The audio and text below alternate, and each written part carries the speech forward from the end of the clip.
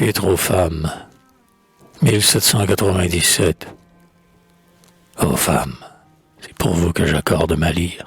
Ô femmes, c'est pour vous qu'en mon brûlant délire, d'un usage orgueilleux, bravant les vains efforts, je laisse enfin ma voix exprimer mes transports. Assez trop longtemps la honteuse ignorance a jusqu'en vos vieux jours prolongé votre enfance.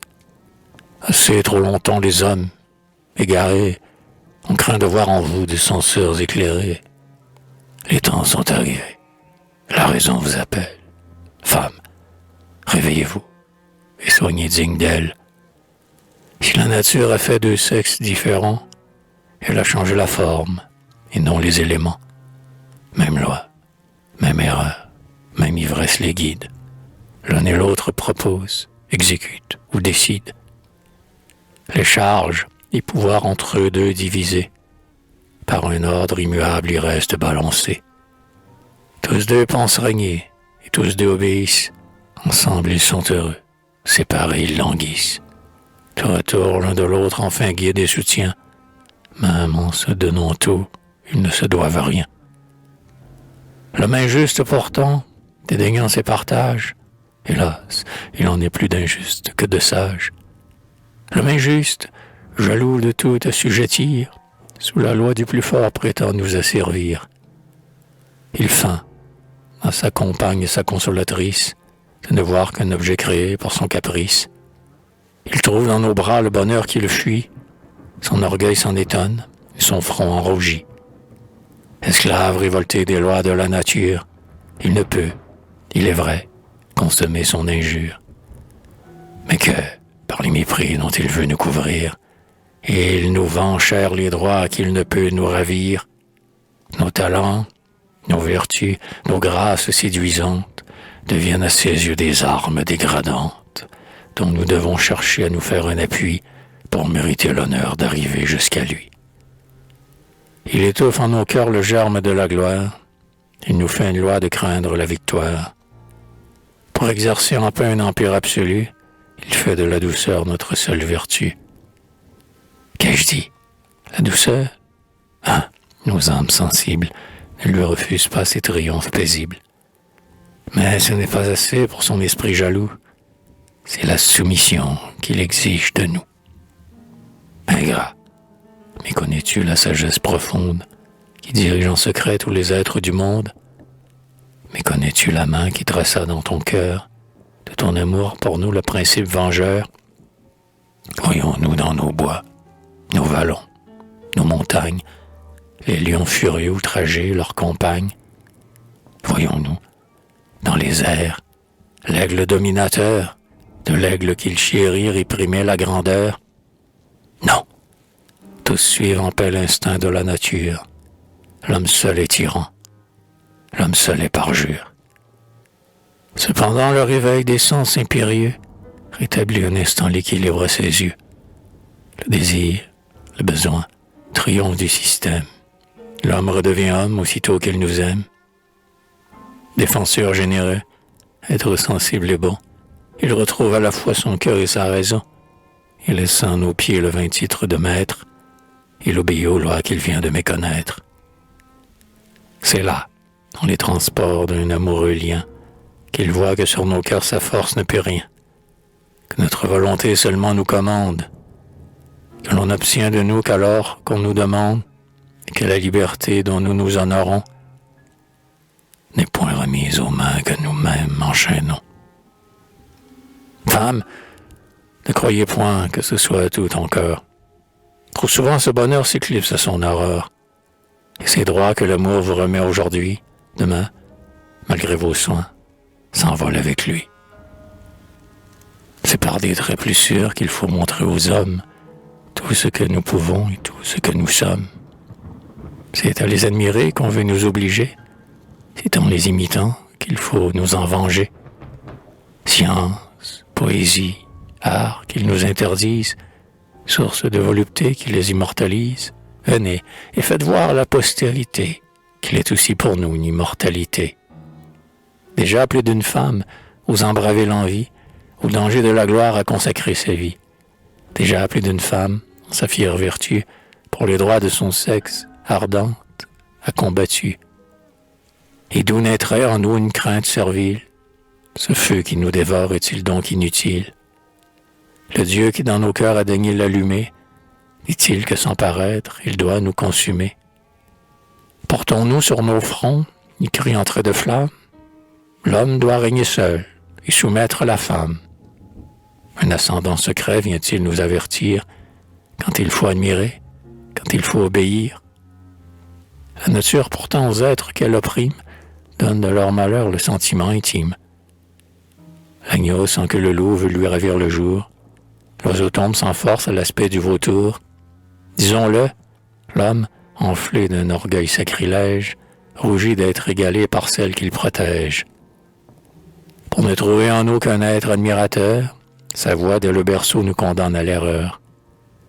Moins fort de ce qu'il sait que de notre ignorance, il croit qu'il s'agrandit de notre insuffisance. Et, sous les vents dehors d'un respect affecté, il ne vénère en nous que notre nullité. C'en est trop. Secouons des chaînes si pesantes. Livrons-nous au transport de nos âmes brûlantes. Livrons-nous aux beaux-arts. Et qui pourrait ravir le droit de les connaître, qui peut les sentir? Écoutons cependant ce que nous dit le sage. Femme, est-ce bien vous qui parlez d'esclavage? Vous, dont le seul regard peut nous subjuguer tous? Vous, qui nous enchaînez tremblants vos genoux, vos attraits, vos pleurs fins, vos perfides caresses, ne suffisent-ils pas à vous rendre maîtresse? Mais qu'avez-vous besoin de moyens superflus? Vous nous tyrannisez. Que vous faut-il de plus? Ce qu'il nous faut de plus, un pouvoir légitime, la ruse et le recours d'un être qu'on opprime. Cessez de nous forcer à ces indignes soins. Laissez-nous plus de droits, et vous en perdrez moins. Oui, sans doute, à nos pieds notre fierté vous brave. Un tyran consumé doit devenir esclave. Mais ce cruel moyen de nous venger, hélas, nous coûte bien des pleurs que vous ne voyez pas. Il est temps que la paix, enfin, nous soit offerte. De l'étude, des arts, la carrière est ouverte. Nous y volons. C'est là que l'univers jugera si nos mains doivent porter des fers. Mais déjà 1000 voix ont blâmé notre audace. On s'étonne, on murmure, on s'agite, on menace. On veut nous arracher la plume et les pinceaux. Chacun a contre nous sa chanson, ses bons mots. L'un, ignorant et sourd, vient, avec ironie, nous citer de Molière un vers qui l'estropie. D'autres, vains par système et jaloux par métier, qui, d'un air dédaigneux, eux-là sont injuriés. De jeunes gens à peine échappés du collège discutent hardiment nos droits, leurs privilèges, et les arrêts dictés par la fatuité, la mode, l'ignorance et la futilité, répétés en écho par ces juges imberbes, après 2 ou 3 jours sont passés en proverbes. En vain l'homme de bien, car il en est toujours, en vain l'homme de bien vient à notre secours, leur prouve de nos cœurs la force, le courage, leur montre nos lauriers conservés d'âge en âge, leur dit qu'on peut unir grâce, talent, vertu, que Minerve était femme aussi bien que Vénus. Rien ne peut ramener cette foule en délire. L'honnête homme se tait, nous regarde et soupire. Mais, ô Dieu, qu'il soupire et qu'il gémit bien plus quand il voit les effets de ce cruel abus, quand il voit le besoin de distraire nos âmes, se porter, malgré nous, sur de coupables flammes.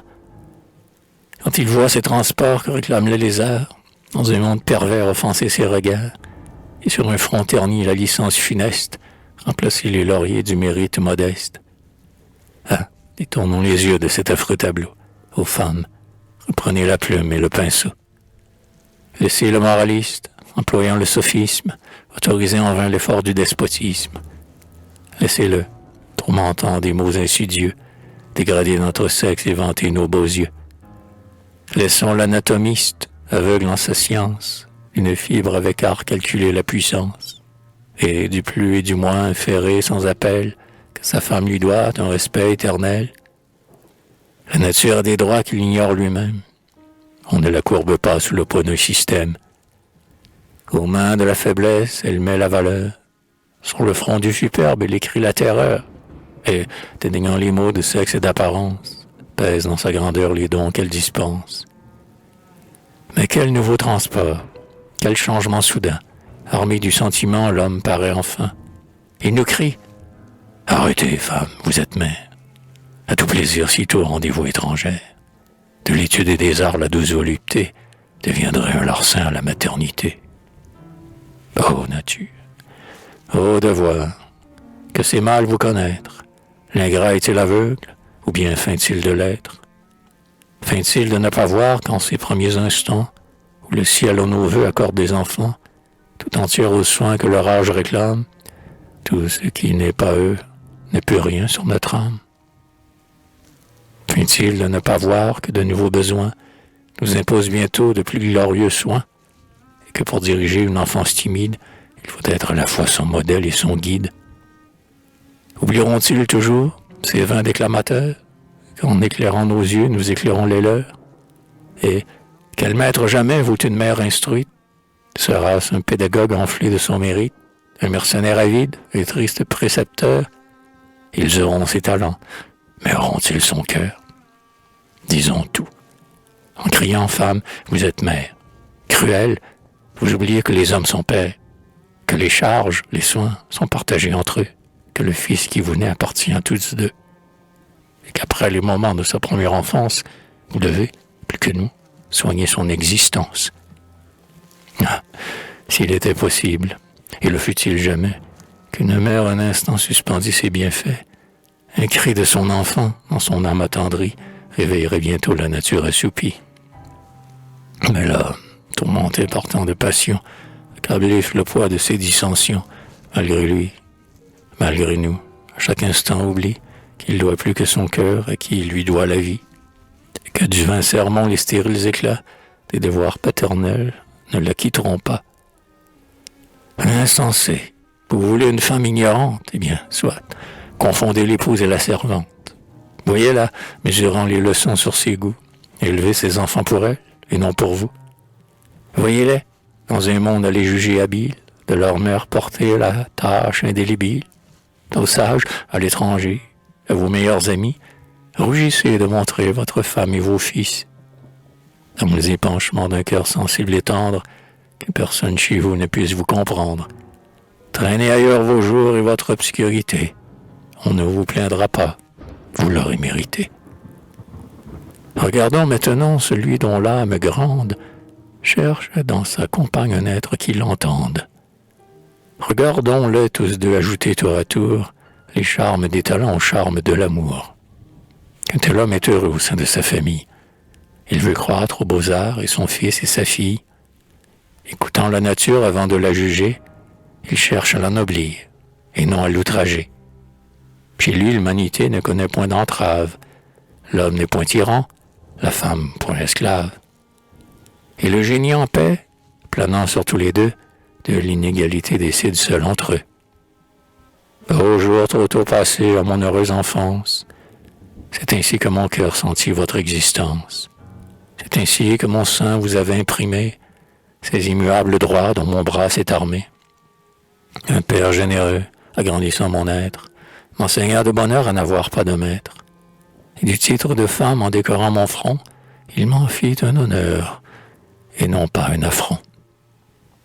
Ô toi qui m'animas de cette pure flamme, ce séjour de paix où repose ton âme, jette sur mes travaux un regard bienfaisant, et bénis ces transports d'un être indépendant. Ne croyez pas important, épouse, mère, fille, que je veuille jeter le trouble en vos familles. Une ardeur de révolte a embrasé vos esprits et renversé des lois que moi-même je suis. Il est des nœuds sacrés et d'honorables chaînes. Il est de doux plaisirs et de plus douces peines. Et cet échange heureux des soins de deux époux fait leur bien mutuel et le charme de tous. C'est l'ordre qui mérite, et non pas la prière. C'est l'ordre que repousse une âme haute et fière. Mais céder à la voix d'un généreux ami, c'est s'obliger soi-même et jouir plus que lui. Ne croyez pas non plus qu'en ma verve indiscrète, j'aille crier partout. Soyez peintre ou poète. Je sais que la nature avare et bienfaits, nous donne rarement des talents purs et vrais. Mais tel que retient la critique ou l'envie, sent au fond de son cœur le germe du génie. Et c'est là que mon vers, armé d'un trait vainqueur, veut porter, malgré tout, un transport créateur. Et quand il se pourrait qu'à ma voix enflammée, une autre femme en vain cherche à la renommer, lui doit-on pour cela d'injurieux discours? L'homme dans ses travaux réussit-il toujours? Ne vaut-il donc pas mieux d'une ardente jeunesse, charmée par les talents, la dangereuse ivresse, que de la condamner au plaisir dégradant, d'inventer ou proscrire un vain ajustement? Oui, l'étude est pour nous un bonheur nécessaire. On apprend à juger, si l'on apprend à faire. Et malheur à celui qui, pouvant s'agrandir, se courbe sous la main qui prétend la servir. Moi-même, osant braver les dangers de la scène, j'ai marché vers le but où ma main vous entraîne. Moi-même, sur sa four rappelant quelques pleurs, j'ai suivi ses leçons et chanté ses douleurs. Moi-même, à mes côtés, j'ai vu la sombre envie, sur mes tranquilles jours, porter sa main impie. Et que font à mon sort ces êtres tortueux? Mon bonheur est à moi, leurs travers sont pour eux. Que dis-je? Ils m'ont servi, et plus que des louanges. Ces ris, ces mots piquants, ces critiques étranges, en éclairant mes yeux sur mes propres défauts, retranchaient à mes torts bien plus qu'à mon repos. Ô femme, qui brûlez de l'ardeur qui m'anime, cessez donc d'étouffer un transport légitime. Les hommes dédaignez l'ambitieux courroux, ils ne peuvent juger ce qui se passe en vous. Qu'ils dirigent l'État, que leurs bras le protègent, nous leur abandonnons ce noble privilège. Nous leur abandonnons le prix de la valeur, mais les arts sont à tous ainsi que le bonheur.